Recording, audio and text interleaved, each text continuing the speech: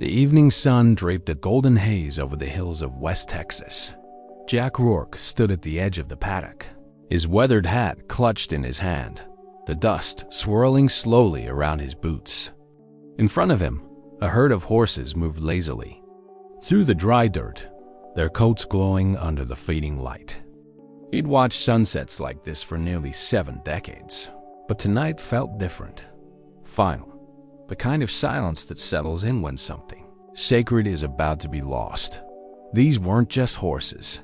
They were memories in motion. Jack had raised most of them from birth, guided their shaky legs, treated their wounds, whispered to them during storms. June, the tall mare with the white blaze on her face, stood nearest. She looked at him as if she knew. She always seemed to know more than the others. Jack reached out to touch her muzzle, but stopped halfway. His throat tightened. This was harder than he'd expected. He turned and walked back toward the barn, his joints aching with every step. Inside, the light filtered through the cracks in the old wood, drawing stripes across the floor like prison bars. He sat down on an overturned feed bucket, pulled out a worn leather notebook, and began to write. Just a few lines. Not for a person, for a horse, for whoever might see what he couldn't say out loud. He folded the paper with shaking hands and slipped it into a small pouch that once belonged to his father. Back outside, he fastened the pouch to June's saddle. The leather creaked softly as he buckled the strap, his fingers moving slowly, deliberately. The letter inside wasn't long. It didn't have to be.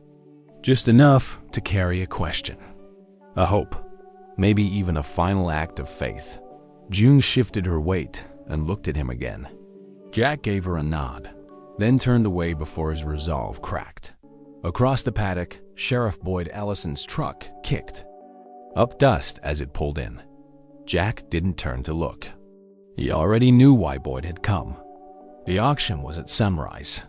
By this time tomorrow, the horses would be gone. Walt Hensley would make sure of that. The ranch would be empty, quiet. And Jack, well, Jack didn't know what would be left of himself. But somewhere deep in his gut, buried beneath the years and silence, something stirred, like a whisper from the land itself.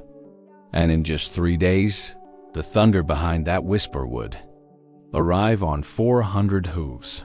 The sun had barely cracked the horizon when Jack guided June into the back of the old trailer. The rusted latch groaned as he secured the gate. The early morning chill lingered in the air, wrapping itself around his bones. He moved slower than he used to, but there was still precision in every motion. He'd done this 1,000 times before, just never with this kind of weight in his chest. As the truck rumbled down the gravel road toward the auction grounds in Abilene, Jack kept one hand on the wheel and the other on the gear shift, eyes fixed straight ahead. He didn't play the radio. He never did. Silence, again, was his companion. The leather pouch with the note rested beneath June's saddle, unseen. He didn't know if anyone would ever read it, but that wasn't the point. It was a kind of offering, a last tether to something bigger than pride or money. The auction yard was already busy when he arrived. Dust kicked up in thick clouds as trailers pulled in one after another. Men in worn jeans and wide hats moved about, talking loudly, slapping hands, checking hooves. Walt Hensley, tall and broad-shouldered, with a face half swallowed by a salt and pepper beard, spotted Jack and strode over. He wore a clipboard tucked under one arm and a forced grin under his mustache. "Didn't think you'd bring her in person," Walt said, nodding toward the trailer. Jack didn't return the smile. Had to. Couldn't just hand her off. Walt gave a shallow nod, reading the weight in Jack's eyes but choosing not to answer it. Instead, he took the reins and led June toward the holding pens. Jack followed a few steps behind, boots crunching in the dirt. He didn't look at the other horses, didn't talk to the other sellers. He just watched June walk away, each step like a thread unraveling from his chest. Inside the auction office, Grace Blevins handed Jack a clipboard. Her eyes softened when they met his. "Hard day, Mr. Rourke," she said gently. Jack nodded, signing without looking up. "Not the first," he murmured, "but maybe the last." He left before the bidding started. He didn't want to hear the numbers. He didn't want to know who took June home or what they'd use her for. He drove back in silence, dust trailing behind him like a ghost. As the ranch came into view, it felt emptier already, the fence lines stretching like open wounds against the morning sky. He had no idea that someone was already reading the note, and they weren't the only ones heading his way. The wind swept across the open pens at the auction yard, carrying the scent of dust, sweat, and hay. Nora Whitlow stood by the mare, her gloved hand brushing gently down June's neck. She hadn't expected to see Jack's name on the intake list that morning. And when she saw June, the mare she'd helped deliver 15 years ago, it was like being pulled back into a memory she hadn't meant to revisit. June nudged Nora's arm softly, as if trying to speak without words. That's when Nora noticed the pouch. The old leather was cracked, worn with time, and tied neatly beneath the saddle. Curious, she untied the strap, slipped the folded paper out, and read it slowly. Twice. It wasn't long. Jack had never been a man of many words, but what he wrote was enough to make her heart pause. If she ends up with someone kind, tell them she knows the sound of a harmonica and the meaning of loyalty. She was never just a horse. I raised her like blood. If you're reading this, maybe you can do what I couldn't anymore. Give her a life with purpose. I'm sorry. J.R. Nora stood still for a long time, the paper trembling slightly in her hand. She hadn't spoken to Jack in years, not since they had drifted apart like so many people do slowly, without cause, until one day it's too far to fix. But the man who wrote this letter wasn't just tired, he was broken. And something in those few lines tugged at her more than she wanted to admit. She walked back into the auction office and found Grace Blevins behind the desk, sorting papers. Nora laid the letter on the counter. Did he talk to anyone before? Dropping her off? Nora asked. Grace shook her head slowly. Didn't say much. Looked like a man laying something to rest. Nora folded the letter again, slower this time.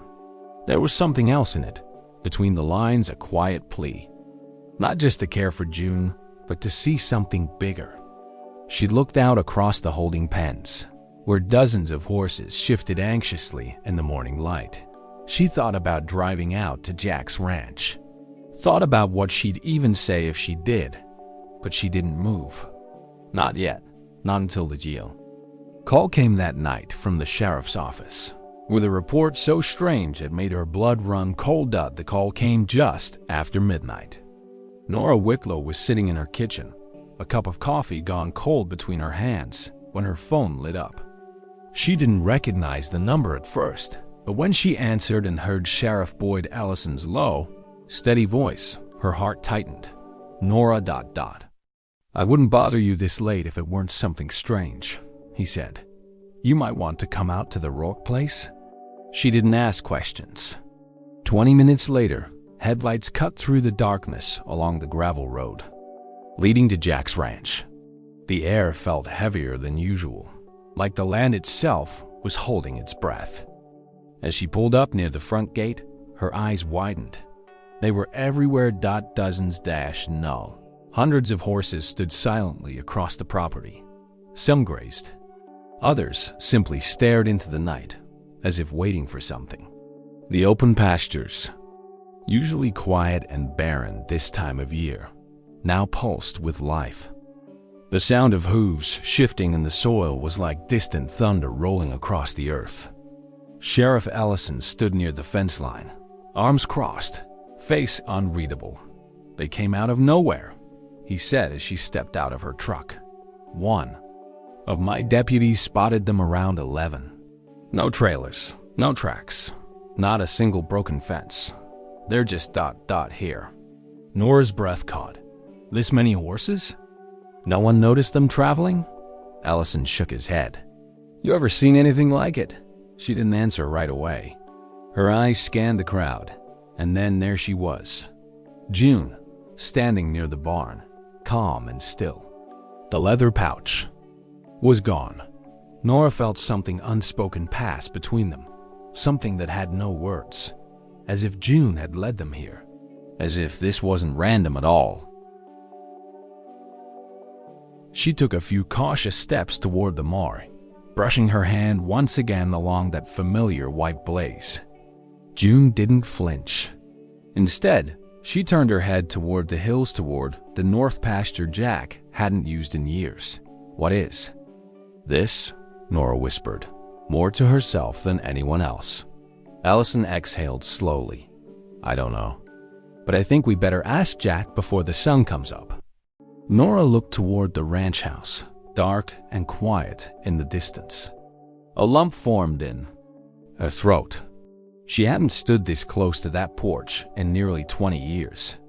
But something was calling them both back, and by morning, Jack Rourke would have to face a truth he'd buried deeper than the bones of his land. Jack hadn't slept. He'd watched from the porch as the first shapes emerged beyond the tree line, barely visible in the moonlight. At first, he thought he was dreaming or hallucinating. But then came the sounds. Hooves, dozens at first, then hundreds. Horses, everywhere. They moved like a tide across the fields, not in panic, but with strange purpose. Like they knew where they were going. He stood silently, arms crossed, as sheriff. Allison and Nora parked their trucks. Jack didn't wave, didn't call out. He just watched. June had returned. She stood at the head of the herd like a ghost returning home. For a moment, Jack felt a tightness in his chest, so sudden and deep, it nearly brought him to his knees. Nora approached first. She stopped at the foot of the porch steps, unsure if she should come closer. The last time they'd stood this close, years ago, neither of them had said what needed to be said. But tonight, words felt smaller than what was happening. You knew they'd come, she said softly. Jack didn't answer right away. He looked out over the land, the horses scattered across it like pieces of a broken past suddenly reassembling themselves. I didn't know, he said finally, but I hoped. Sheriff Ellison joined them, boots heavy on the wooden steps. Where the hell did they come from, Jack? This many horses don't just appear. Jack rubbed a hand across his face, his voice low and distant. Years ago, I let some of them go. Couldn't afford to feed them anymore. Turned them loose in the canyon. Figured I was setting them free. Maybe they survived. Maybe they multiplied. I don't know. But June was one of the last to leave. And I guess ... she found them. Nora looked out to the distant hills where the north pasture faded into brush and canyon. There's something else, isn't there? She asked. Jack hesitated, then nodded. That pasture, they always avoided it. Horses, cattle, everything. My father said it was cursed. I never believed that. But there's something buried out there. Something I never told anyone. He stepped down from the porch, shoulders heavier than they'd ever been. The horses began to stir, almost in response. June turned and walked slowly toward the edge of the pasture. Jack followed her. And for the first time in decades, the gate to the north pasture creaked open. The gate to the north pasture hadn't been opened in over 30 years. The rusted hinges groaned like something waking from a long sleep. Jack stepped through first, the tall grass brushing against his boots, each step slower than the last.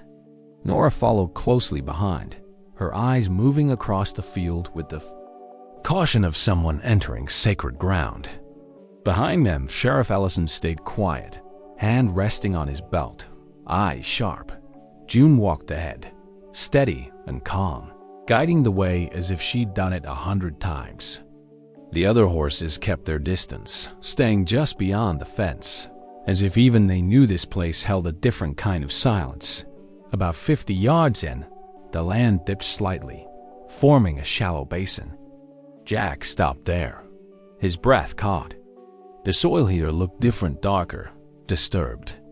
He hadn't been here since he was a much younger man, back when the weight of his family's legacy had started to suffocate him. My father made me swear never to speak of it, Jack said, voice barely above a whisper. Said some things weren't meant to be remembered.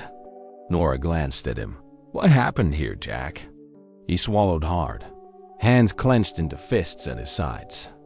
There was a flood in '63, washed out part of the canyon.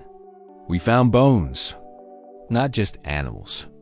There were bridles, tools, evidence of something older. Maybe a burial ground. Maybe worse, my father had it filled in. Told the hands never to ride near it again. The wind picked up, and the grass around them moved like a whispering crowd. June lowered her head to the earth, pawed at the dirt once, then stepped back. Always thought it was just superstition, Jack continued. But after I let the horses go, they avoided this place. Every single one, except June. And now they're all here. Nora took a few steps forward and knelt by the spot June had marked. The earth was soft, recent. Something had been here or was coming back. Sheriff Ellison cleared his throat. You think this has anything to do with why they returned? Jack nodded slowly. I think they remembered what we chose to forget. The sun had begun to rise, casting long shadows across the pasture. The horses along the fence stirred, there. Ears perked, as if waiting for something to emerge from the ground itself. And somewhere deep beneath their feet, the land was shifting, just enough to be noticed by late morning. The pasture was heavy with silence. Sheriff Ellison had called in a deputy and flagged the area, unsure whether they were standing over a historical site or a crime scene no one had dared name for decades. Jack sat on an overturned fence post, head low, hands trembling slightly. The years had worn his body thin, but this was something different. This was the weight of memory turning into something unbearable. Nora stood near the disturbed earth, her arms crossed tight against her chest. She could feel it too. This place wasn't just haunted by the past, it was still speaking. She'd spent her life around animals, trusted their instincts more than most people's opinions. And every part of her was screaming that the horses hadn't returned by accident. They'd been drawn here. Jack, she said gently. What exactly do you remember from the day your father had this buried? Jack didn't look up. He was yelling. Said the land didn't belong to us, said it never really did. He was angry, more than I'd ever seen him. Told me to dig until my hands bled, then told me never to speak of it again. That was the day something broke in him. Nora sat beside him. What did you find? Jack closed his eyes. There was a saddle, but it was burned, melted into bone. There was something carved into the leather letters I didn't recognize. My father tore it from my hands before I could look closer. He said we had to cover it, or they'd come back. They? She asked. Jack looked at her now, his voice low and certain. The herd. It didn't make sense, not in any way the mind could explain, but the land remembered. The horses remembered. And maybe somewhere, Jack had remembered too. June stepped closer and laid her head gently against his shoulder, a touch so familiar it brought tears to his eyes. Sheriff Ellison returned from the edge of the field, his boots caked in fresh soil. You need to see this, he said. They followed him in, silence to a shallow trench where roots had been torn by hooves. Lying there, half exposed, was a rusted horseshoe, massive, old-fashioned, and still warm to the touch. Nora reached for it, hesitated, then pulled her hand back. This didn't just belong to a horse, she whispered. Jack stared down at the relic, and in that moment, he understood. The horses hadn't come to revisit the past. They'd come to finish something that had never ended. Jack knelt by the trench, his fingertips brushing the edge of the old horseshoe. The metal was rough, scarred by time, but still warm, as if it had just come off a horse that had galloped through fire. He looked up at Nora, who stood frozen, her face pale with disbelief. Behind them, the herd remained still, as if held in place by something older than instinct, something sacred. "This isn't just from any horse," Jack said quietly. "My grandfather used to tell stories about a stallion that led wild herds across this land before any fences were built. Said it couldn't be caught, couldn't be broken. He called it the Red One. Said it carried a fire in its eyes and thunder in its lungs." "You think this belonged to that horse?" Nora asked, skeptical, but something in her voice hinted at wonder. Jack nodded. "He said it vanished during a storm that nearly wiped out our family's first herd. After that, nothing grew right. Here, the animals wouldn't graze. We always thought it was just superstition, but maybe it was something else." Sheriff Ellison crouched beside them, holding up the horseshoe. "This isn't modern, not even close. Could be pre-Civil War, maybe older." He turned it in his hands. "There's something carved on the back." They leaned closer. The letters were faint but visible. Not English, not Spanish. Nora stepped back. "That's Choctaw," she whispered. "I saw symbols like that in old veterinary records from the reservation. They used to bless their horses before battle." The realization hit Jack like a cold wind. This land hadn't just been owned before his family claimed it. It had been sacred. The burial ground, the bones, the strange pull of the horses, it all pointed to something they desecrated generations ago. His father had buried the truth, but the herd had never forgotten. "They're not here for me," Jack murmured. "They're here for what was taken." In the distance, a low rumble echoed through the ground. Not thunder, but hooves. More were coming. The herd began to shift, restless now, sensing the arrival. Jack stood slowly, his eyes following the horizon. "I have to give it back," he said. "Give what back?" Nora asked. Jack looked at the trench. "All of it. The land. The promise. The debt my family never paid." And as the sky darkened with dust from a rising storm of hooves, the past began galloping home, unforgiving, unrelenting, and unstoppable. The ground trembled beneath Jack's boots as more horses crested the distant ridge, their silhouettes bathed in the golden light of a setting sun.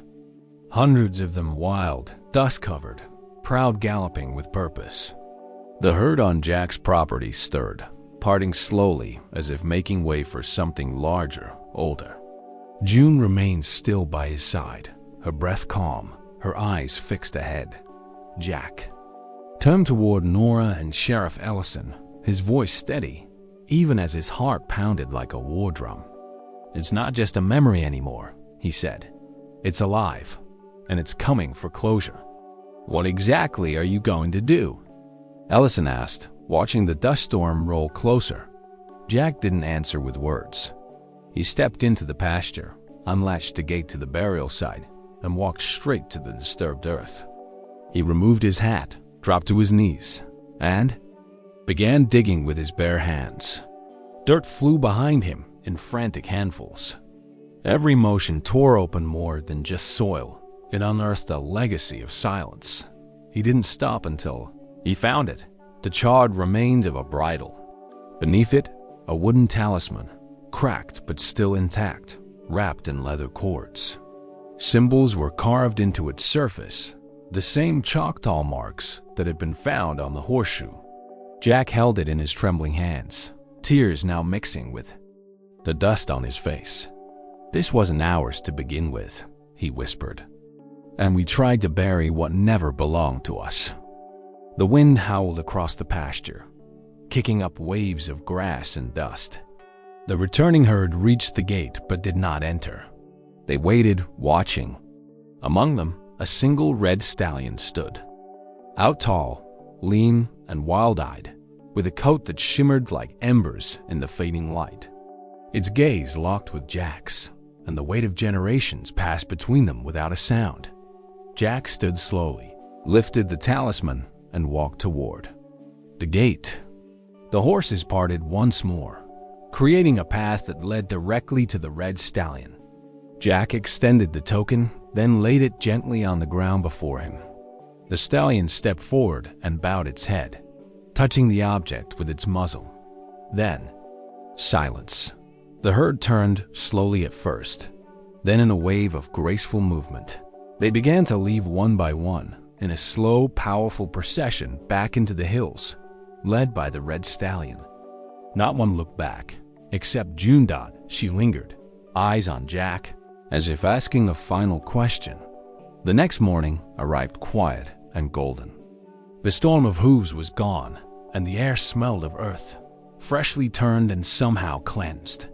Jack stood, alone in the pasture, the talisman still resting where he'd placed it, untouched. There was no trace of the herd now, only faint hoofprints leading back into the distant hills. But he didn't need proof. He felt it deep in his chest, in the stillness of the land. Something that had been broken was finally whole again. Nora arrived just after sunrise, carrying a thermos of coffee and an old wool blanket. She didn't say much, just walked up beside Jack and handed him the cup. They stood together in silence, watching the morning dew burn away under the warmth of the sun. For the first time in years, the ranch didn't feel like a burden. It felt right. She stayed, Nora said. Finally, Jack turned and followed her gaze. June stood near the barn, alone now, but at peace. Her ears twitched at the sound of their voices, and she let out a soft breath, almost like a sigh. Jack smiled not with his mouth, but with something in his eyes. The kind of peace he hadn't known he needed. She came back, he said. Maybe she always intended to. They walked back to the porch together, boots crunching over gravel and dry grass. Sheriff Ellison had already left, but he promised to keep the story quiet for now. There were things that didn't need explaining, and this was one of them. Some truths were bigger than words and older than the law. Before going inside, Jack paused and looked out over the ranch. The fences still needed fixing. The barn roof was sagging. There was no herd left to manage. But for the first time in a long time, he didn't feel alone here. The land had spoken, and he had finally listened. Nora touched his arm. What now? Jack took a slow breath. Now? I think I start over. Not the ranch, me. June neighed. Softly in the distance, a sound full of quiet strength. And as the sun rose over the hills, Jack Rourke stood tall on the porch of a land he finally understood, not as something to own, but as something to honor. What had come home to him hadn't been just the horses. It had been himself,